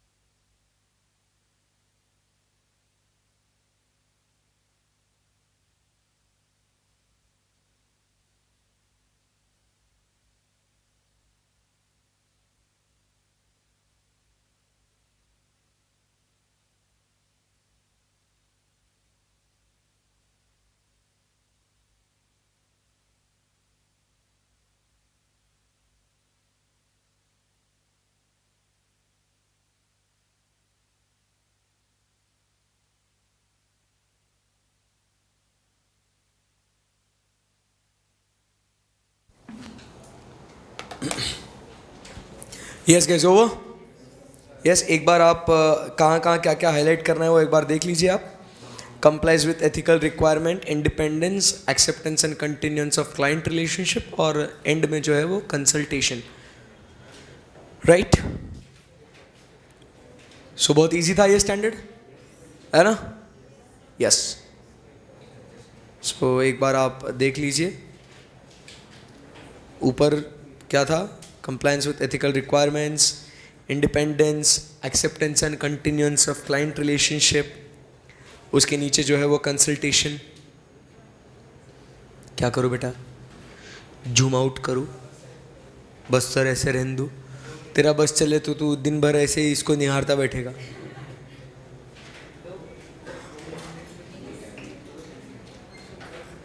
So this one entire chart, इतना बड़ा जो कॉन्सेप्ट हमने पढ़ा था वो कौन सा था, वो एसे 220, ये पूरा पूरा उसको समराइज कर देता है। इजी है? Yes, okay. So can we move ahead now? बोलो, थके तो नहीं ना आप लोग, है ना? यस सर, थके नहीं ना? नहीं सर, वेरी गुड। सो यहाँ से अब अपन आगे बढ़ते हैं, नेक्स्ट वी मूव टू, चलो मैं अब आगे बढ़ रहा हूँ। सो एसे 220 समाप्त हो गया है अपना, और अब हम लोग यहाँ से अगले स्टैंडर्ड की ओर प्रस्थान कर रहे हैं, जो बहुत ही इंटरेस्टिंग छोटू सा एकदम पिद्दू सा स्टैंडर्ड है, that is SA number 230, right. So हमारा ये कौन सा फोर्थ स्टैंडर्ड होगा, है ना? So 200, 210, 220, now we are talking about SA number 230, the fourth standard. Easy है ना एकदम यहाँ तक बात है? यस। सो अब हम लोग बात करेंगे एसे 230 ऑडिट डॉक्यूमेंटेशन की।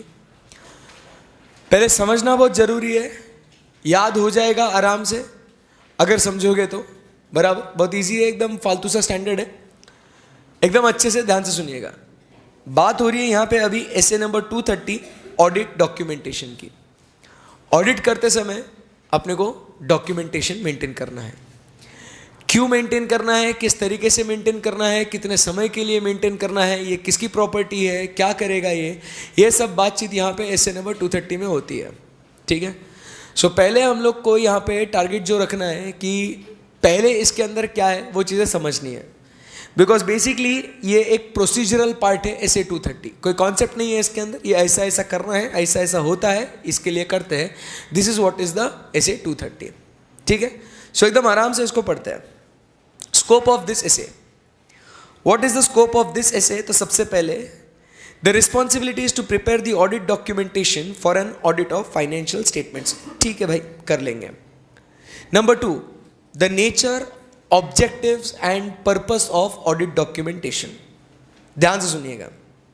सो यहां पे सबसे पहले हम लोग ऑडिट डॉक्यूमेंटेशन हम लोग को क्यों मेंटेन करना है उसके बारे में बात हो रही है।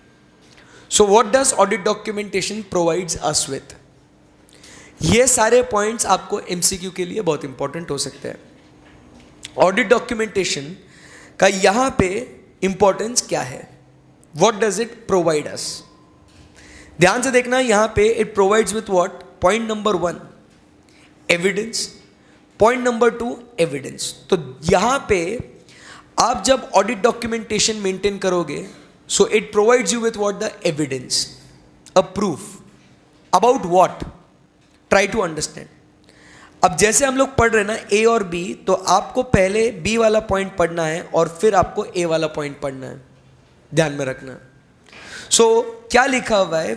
Evidence number 1 that your audit was properly planned and perform. Audit documentation क्यों मेंटेन करूंगा मैं? What does it provide me with? So evidence, a proof कि जो भी मैंने ऑडिट किया है ना आज तक, so my audit was properly planned and performed, ठीक है ना। So my audit was properly planned and performed, ये मेरे को एविडेंस मिलेगा। परफॉर्म करने के बाद आई रीच व्हाट? कंक्लूजन्स, बराबर। सो सेकेंड पॉइंट जो मुझे पढ़ना है कि जो एविडेंस देता है मुझे the basis of achievement of the overall objectives of the auditor, कि मैंने मेरे पूरे ओवरऑल ऑब्जेक्टिव्स को भी अचीव किया है करके। एंड ध्यान में रखना, ये ओवरऑल ऑब्जेक्टिव्स मुझे कहां मिलते हैं? एसे नंबर 200, याद है ना? Overall objectives of independent auditor and conduct of audit in accordance with the SAs. So यहां पे मुझे क्या है, audit documentation it provides me with two things. कौन सी दो चीजें मुझे ऑडिट डॉक्यूमेंटेशन प्रोवाइड करता है? Point number 1, the evidence that my audit was properly planned and performed.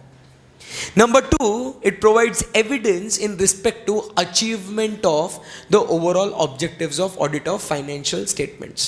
Okay. So what does audit documentation provides me with? बोलना होगा आपको, सिंपल सी बात है इसके अंदर, आपको फटाफट बोलना है. What does audit documentation provide me with? Evidence that my audit was properly planned and performed.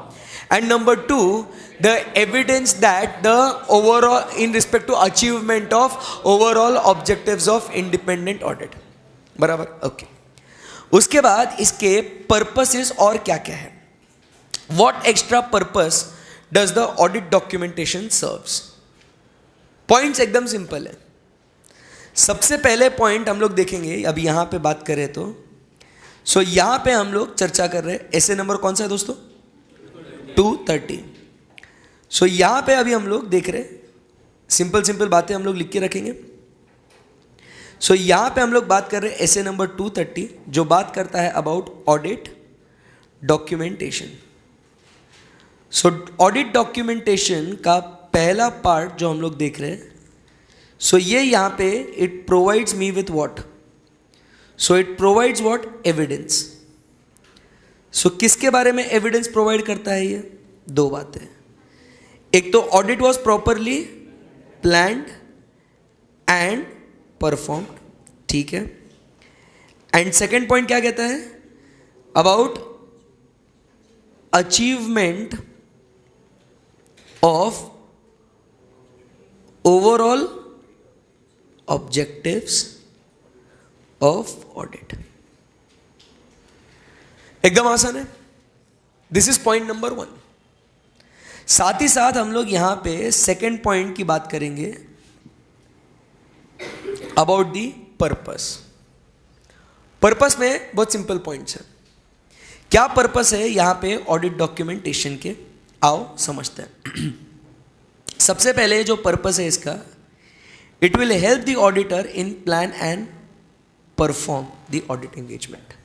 देखो फर्स्ट पॉइंट है क्या ऐसा कि मुझे ऑडिट डॉक्यूमेंटेशन का फायदा क्या होगा? That it is going to help me in plan and perform my audit, right. यहां पे अगर आप आओगे और देखोगे फर्स्ट पॉइंट जो मेरा यहां पे है, it helps to plan and perform the audit. बराबर. जब मैं यहां पे प्लान करता हूं, बराबर, प्लानिंग के साथ साथ मुझे क्या मेरे एंगेजमेंट टीम को डायरेक्शन एंड सुपरविजन के लिए भी काम में आएगा? बोलो यस और नो? यस. यहां पे जब मेरे एंगेजमेंट टीम मेंबर्स परफॉर्म करेंगे काम को, I will be able to provide with what? Direction and supervision. Audit documentation helps me in providing what? Direction and supervision as well. बराबर. फिर जब मैं प्लान करता हूं तो नेक्स्ट पॉइंट क्या है? जब मैं डायरेक्शन सुपरविजन करता हूं ऑडिट डॉक्यूमेंटेशन से, I am also able to keep my engagement team what? Accountable for the work. बराबर. वो किस चीज के लिए जिम्मेदार है और किस चीज के लिए नहीं, I am able to make them what? Accountable for the work. यहां पे हम लोग कहते हैं when they are performing the work, अच्छे से लिखते हैं यहां पे, when they are performing the work, हम लोग यहां पे लिखते हैं एक तो मुझे काम आएगा to provide them with what? Direction and supervision. Plus अगर उन्होंने उनका काम ठीक से नहीं किया, I will be able to catch hold of a person who has not done the work properly, that is accountable for work. सही है एकदम. यहां पे मेरा पर्पस क्या है ऑडिट डॉक्यूमेंटेशन का? कि मुझे मेरा ऑडिट अच्छे से प्लान और परफॉर्म करने आएगा. यहां पे ये समझने के लिए कॉन्सेप्ट को एक एग्जाम्पल आपको देता हूं जो आपको बहुत अच्छे से आप वाकिफ है उससे. वो कौन सा है? Audit program. It is one of the example of what? Your audit working papers, your audit documentation. And audit program क्या मुझे प्लान एंड परफॉर्म करने में मदद करता है क्या? यस. वो ऑडिट प्रोग्राम क्या मुझे मेरे आर्टिकल्स को डायरेक्शन, उन्होंने कितना काम किया है कितना नहीं, वो सुपरविजन रखने में भी हेल्प करता है क्या? यस. क्या वही ऑडिट प्रोग्राम मुझे जब किसी ने उसको जो अलॉट किया हुआ काम अगर उसने किया है या नहीं किया है, क्या वो व्यक्ति को ट्रेस करने के लिए मुझे हेल्प करता है क्या? So it is what helping me in maintaining the accountability for the work. आगे नेक्स्ट पॉइंट क्या कहता है, ये मुझे हेल्प भी करेगा in planning for what the future audits. That is it will help me as a what guidance in the future audits. So जब मैं इस साल का प्लान कर रहा हूं तो मुझे ऑडिट प्रोग्राम तो काम में आ जाएगा, बट जब नेक्स्ट टाइम का जब मैं प्लान करूंगा तो क्या इस साल के ऑडिट वर्किंग पेपर्स क्या मुझे as a guidance next year के लिए, as a starting point next year के लिए मिलेंगे क्या मुझे? Yes. So when I plan, तो यहां पे मुझे नेक्स्ट पॉइंट क्या मिलता है यहां पे, it is helpful for what, significant wherein, significant for future audits. एकदम आसान है. यस. सो हमने पॉइंट्स को एकदम सिंपल किया. एक काम करते हैं, इसको थोड़ा अलग कलर में लिखते हैं. वही लिखना है, बस मैं अलग कलर में लिख रहा हूं यहां पे. ठीक है. सो यहां पे प्लान किसके लिए? So it will help me, it will be what, significant in future audits. So it will be significant for future audits. So मेरे यहां पे पर्पस में कितने पॉइंट्स हो गए? 1 2 3 4 पॉइंट हो गए. ध्यान से देखिएगा वापस से. प्लान एंड परफॉर्म, बराबर. परफॉर्म के अंदर मुझे कौन से 2 पॉइंट्स दिखते हैं मुझे? बोलो. परफॉर्म के नीचे मुझे कौन से पॉइंट्स है? डायरेक्शन एंड सुपरविजन, बराबर. And also accountable for work. And उसके बाद जो प्लान वाला पॉइंट है, प्लान के नीचे कौन सा पॉइंट है? It is also helpful for me in future audit, significant for future audits. फिर इसके बाद यहां पे हम लोग चर्चा करेंगे in respect to what, inspections. So inspection के लिए यहां पे एक तो एक्सटर्नल इंस्पेक्शंस के लिए, कभी अगर मेरा कोई रिव्यू वगैरह होता है तो उसके लिए काम में आ जाएगा मेरे को, बराबर. या तो स्टैंडर्ड ऑन क्वालिटी कंट्रोल 1 के लिए जब इंस्पेक्शंस होते हैं मेरे, तो उसके लिए काम में आ जाएगा मेरे को. सो मेरे जो नेक्स्ट 2 पॉइंट्स है आपको वो दिखेंगे. सो क्वालिटी रिव्यू के लिए as per SQC 1 and external inspection as per law वगैरह, उसके लिए भी काम में आ जाएंगे. सो यहां पे आप देखोगे मुझे ऑडिट डॉक्यूमेंटेशन किसके लिए हेल्प होता है? एक तो first it provides an evidence that audit was planned and performed and about achievement of the overall objectives, number 1. Number 2, उसके और additional purposes क्या है? Helping me to plan and perform. Second point क्या कहता है? Direction and supervision. Third point, accountable for work. Fourth point, significant for future audits. And last में inspections as per SQC 1, external inspections. आई बात समझ में आपको? बोलो yes or no? Yes. Any difficulty? No. सो ये मेरा पर्पस है किसका बच्चों? ऑडिट डॉक्यूमेंटेशन का. Any difficulty till here? No. आगे बढ़ूं यहां से? यस. अब उसके बाद हम लोग आगे बढ़ते हैं नेक्स्ट, रिक्वायरमेंट्स.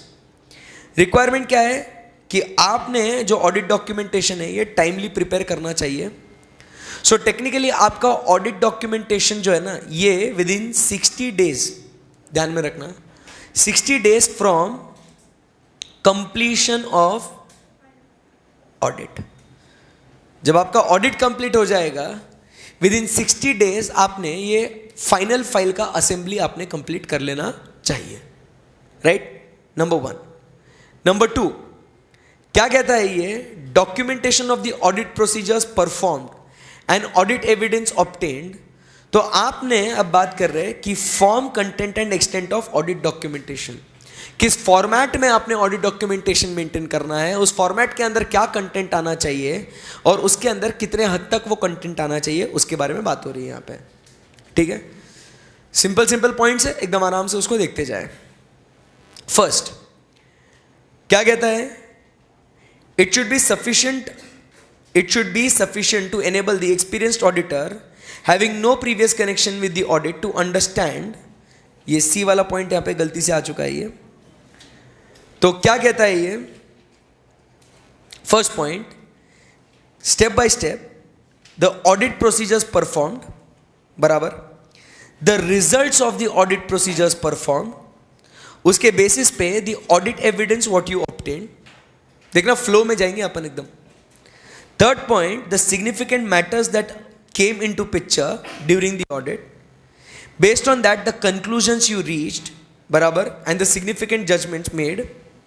फिर उसके बाद आपने the discussions of significant matters वो आपने डॉक्यूमेंट करना है विद द मैनेजमेंट और दोज चार्ज विद गवर्नेंस, बराबर। And if there is any inconsistent information when you are doing the audit, the information that is inconsistent. So step by step अगर आप जाओगे तो आपने क्या क्या चीजें डॉक्यूमेंट करनी है, एकदम सिंपल फ्लो में। सबसे पहले आप क्या परफॉर्म करोगे, audit procedures. Audit procedures perform करोगे तो सबसे पहले आप डिसाइड करोगे nature, timing and extent of audit procedures. Then हर एक उस ऑडिट प्रोसीजर के बेसिस पे जो आपको रिजल्ट मिला, रिजल्ट मतलब आप अगर रिस्क असेसमेंट प्रोसीजर कर रहे हो तो आपको इसका रिजल्ट क्या मिलता है कि how much is the extent of the risk, बराबर। अगर आप कंट्रोल्स चेक करते हो तो कंट्रोल्स अच्छे हैं या बुरे हैं। सो हर एक उस ऑडिट प्रोसीजर का पहले नेचर, टाइमिंग एंड एक्सटेंट, उसका रिजल्ट आपको क्या मिला, उसके बेसिस पे आपने क्या ऑडिट एविडेंस ऑब्टेन किया। आपको दिख रहा है यहाँ पे first point, second point and third point दिख रहा है कि आपको step by step. First you decide the nature, timing and extent of the audit procedures, उसके बेसिस पे you get the result of the audit procedures. And third point is the audit evidence what you actually obtained. इसके बाद significant matters arising during the audit. Significant matters in the sense कि यहां पे कहीं आपको कुछ fraud वाले matters आपको दिखते हैं क्या, कहीं कोई मैटर्स आपके गोइंग कंसर्न से रिलेटेड अफेक्ट होने वाले आपको कुछ मैटर्स दिखते हैं क्या, कहीं आपको कोई रिलेटेड पार्टी वाला कोई मैटर आपको दिखता है क्या। सो ड्यूरिंग द ऑडिट आपको ऐसे कौन से सिग्निफिकेंट मैटर्स आपको सामने आए उसके बारे में आप डॉक्यूमेंट कीजिए, और उनके बेसिस पे आपने क्या कंक्लूजन लिया, वो कंक्लूजन किस बेसिस पे आपने लिया, उसमें क्या प्रोफेशनल जजमेंट आपने यूज किया, वो आप डॉक्यूमेंट कीजिए। स्टेप बाय स्टेप चले जाना। सो फर्स्ट पॉइंट वापस से, nature, timing and extent of audit procedures, the results of audit procedures, the audit evidence obtained, the significant matters arising and how you reach to the conclusions. आई बात समझ में, right. फिर उसके बाद वो सिग्निफिकेंट मैटर्स यहाँ पे आपको एग्जाम्पल्स आपको दिए हैं। In documenting the nature, timing and extent of audit procedures, the auditor should record the characteristics of the specific items, who perform the audit work and who reviewed the audit work. ये सब कुछ उससे आपने document करना है। And then the auditor shall document the discussions in respect to significant matters, and जो आपने obtain किया है और जो आपको प्रोवाइड किया गया था उसके अंदर कहीं इनकंसिस्टेंसी अगर है, डिफरेंसेस है, तो वो भी आपने डॉक्यूमेंट करना है। आई बात समझ में आपको? यस। तो यहां पे आपने डॉक्यूमेंटेशन में नेक्स्ट पॉइंट जो अपन पढ़ रहे हैं, सो क्या लिखेंगे? So form, content and extent. So first point अपन सिंप्लीफाई करेंगे यहां पे। फर्स्ट पॉइंट क्या लिखेंगे अपन? The nature, timing and extent of audit procedures. Second point क्या लिखेंगे? The results of audit procedures. फिर इनको परफॉर्म करके क्या मिलेगा? Audit evidence. फिर आपके कोई सिग्निफिकेंट मैटर्स, और इसके बेसिस पे द कंक्लूजन्स रीच्ड। फिर उसके बाद discussion of significant matters, discussion of significant matters, and फिर लास्ट में any inconsistency with the information provided, ये आपको डॉक्यूमेंट करना है। और इसके अंदर who perform the work, who reviewed the work, ये सब चीजें आपकी आएगी हर एक के कैरेक्टरिस्टिक्स के साथ। जमी यहां तक बात है आपको? तो form, content and extent, right. आगे अब ये वाला पार्ट आप पढ़ लीजिए, सी वाला और डी वाला एक बार। ये असेंबली वाला भी पढ़ लीजिए 60 डेज, और ये आपको मेंटेन करना है for a period of 7 years। सी और डी पॉइंट पढ़ लीजिए, स्टैंडर्ड अपना ओवर।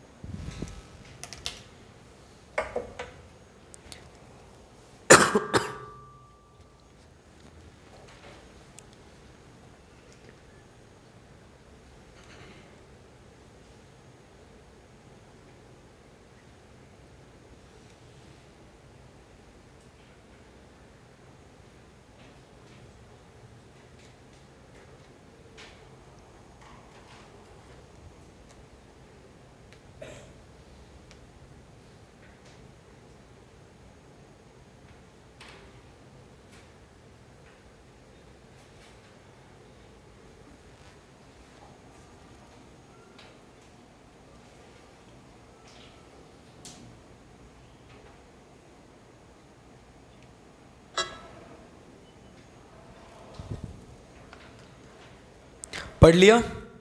यस। तो उसके अंदर बेसिकली क्या लिखा हुआ है, अगर डिपार्चर हुआ है कोई एसएस में तो आप कुछ एडिशनल प्रोसीजर्स परफॉर्म करेंगे। सिंपल मैं आपको एग्जांपल देता हूँ, यहाँ पे याद करिएगा, अभी तक तो पढ़ा नहीं है बट आगे पढ़ेंगे तो यहाँ पे नोट करके रखेंगे। जैसे हम लोग बात करेंगे एसए नंबर 501 की, जो बात करता है in respect to audit evidence in respect to specific items, जिसके अंदर इन्वेंट्री की बात करते हैं। इन्वेंट्री के अंदर अपन जैसे कहते हैं कि अपन ऑडिट प्रोसीजर्स परफॉर्म करते हैं कि फिजिकल वेरिफिकेशन करेंगे इन्वेंट्री का। बट होता क्या है, कभी कभी as on 31st of March, that is balance sheet date पे, इट बिकम्स व्हाट इम्पॉसिबल और it is what impracticable because of unforeseen circumstances. तो हम लोग अल्टरनेटिव डेट पे करते हैं, बट कभी कभी it is not possible at all to conduct what physical inventory verification. So उस केस में हम लोग क्या करते हैं, अल्टरनेटिव प्रोसीजर्स हम लोग परफॉर्म करते हैं। सो आपने क्या अल्टरनेटिव प्रोसीजर्स परफॉर्म करी उसके बारे में आप डॉक्यूमेंटेशन कीजिए। आई बात समझ में आपको? इसी के अंदर कभी कभी हम लोग लिटिगेशन एंड क्लेम्स के बारे में बात करते हैं, बराबर। हम लोग को लिटिगेशन एंड क्लेम्स से रिलेटेड हम लोग को एक्सटर्नल काउंसिल से कभी कभी मिलना पड़ता है, बट वो एक्सटर्नल काउंसिल उनके लॉस के बेसिस पे उनको कॉन्फिडेंशियलिटी मेंटेन करनी पड़ती है। They can not give the information to anyone. So इसके लिए जब एक्सटर्नल काउंसिल अपने को इंफॉर्मेशन नहीं प्रोवाइड करता है तो उस समय पे भी हम लोग को अल्टरनेटिव प्रोसीजर्स परफॉर्म करनी पड़ती है। सो जैसे बेसिकली आपने क्या अलग प्रोसीजर्स परफॉर्म करी नॉर्मल कोर्स से, तो वो भी आपको क्या करना पड़ेगा, डॉक्यूमेंट करना पड़ेगा। आई बात समझ में? यस। नंबर 2 पॉइंट जो लिखा हुआ है, matters arising after date of audit report, तो यहां पे हम लोग बात करते हैं about what, SA number 560 subsequent events के बारे में। ऑडिट रिपोर्ट इशू करने के बाद कोई ऐसी इंफॉर्मेशन ऑडिटर के सामने आती है जिसके वजह से उसको लगता है कि अब फाइनेंशियल स्टेटमेंट्स मैनेजमेंट चेंज करने वाला है या अपना ओपिनियन अब उसके वजह से चेंज होएगा करके। सो उस केस में वो क्या करता है कि वो कौन से सर्कमस्टेंसेस है जिसके वजह से उसका ओपिनियन चेंज होएगा वो डॉक्यूमेंट करेगा, और वो चेंज्ड सर्कमस्टेंसेस को इवैल्यूएट करने के लिए उसने क्या नए ऑडिट प्रोसीजर्स परफॉर्म किए, क्या नया ऑडिट एविडेंस उसने ऑब्टेन किया, क्या कंक्लूजन उसने पहुंचा, वो अपन उसके बारे में डॉक्यूमेंट करेंगे। आई बात समझ में आपको? यस। और ये इसको वर्किंग पेपर्स कब तक मेंटेन करना है, till the period of 7 years। Assembly कितने दिन में करना है उसको, 60 days ओवर। ये पूरी की पूरी प्रॉपर्टी किसकी होगी, ऑडिटर की, राइट। सो ये फटाफट आप समरी जो आपको इंपॉर्टेंट चीज़ें जो एग्जाम में पढ़ के जानी है, ऑडिट डॉक्यूमेंटेशन यहाँ पे अपन लिखेंगे, दो बातें लिखेंगे अपन यहाँ पे।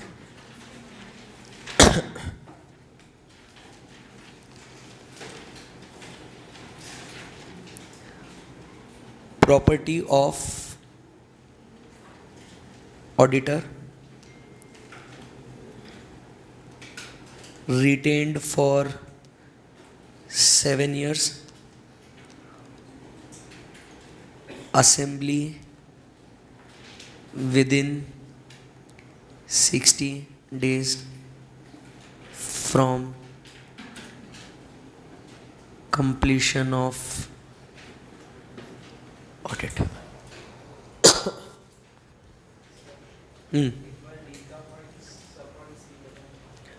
डी का when and by whom the resulting changes to audit documentation were made and reviewed, मतलब कौन से व्यक्ति ने कब वो चेंजेस किए हैं टू द ऑडिट डॉक्यूमेंटेशन। अरे लिखा ना रे, रिजल्टिंग एंगेजमेंट टीम मेंबर भी हो सकता है ना कोई, हाँ, तो किसने किया है वो चेंजेस, तो वो अपने को बात करनी है वहाँ पे, right. So write this down.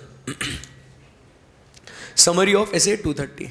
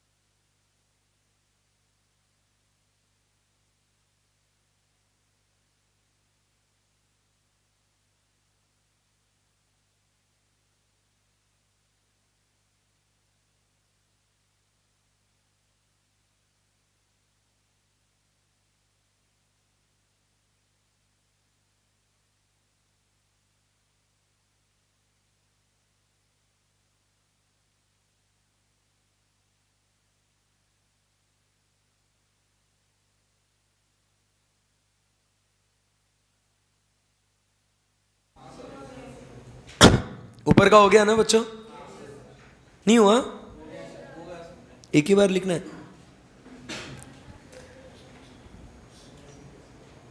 चलो ये फॉर्म कंटेंट, ये ध्यान में रखना, ये स्टेप बाय स्टेप है। यहां पे ब्रैकेट में लिखता हूं रीड स्टेप बाय स्टेप, नहीं तो पता चलेगा आप घर पे ये बोल रहे हो कि अरे यार ये बुक में भी ऐसा ही है, सर ने भी ऐसे लिख के दिया है, फ़ायदा क्या है इसका? सही है ना? ये स्टेप बाय स्टेप, मतलब this is what in sequence है ये।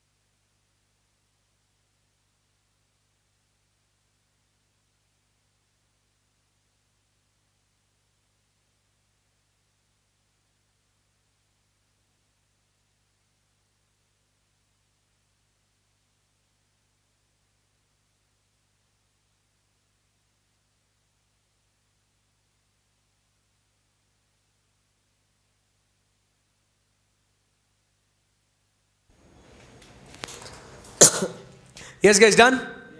ओके, सो यहाँ पे हम लोग कंप्लीट कर लिए है कौन सा? SA number 230, right? So tomorrow when we meet we are going to complete with the entire series of 200, क्योंकि अब बचे कुछ भी नहीं है। 240 छोटा सा है, बराबर। 250, 260, 265 एंड 299, हाँ बस छोटे छोटे स्टैंडर्ड्स है ये, right? So see you guys tomorrow.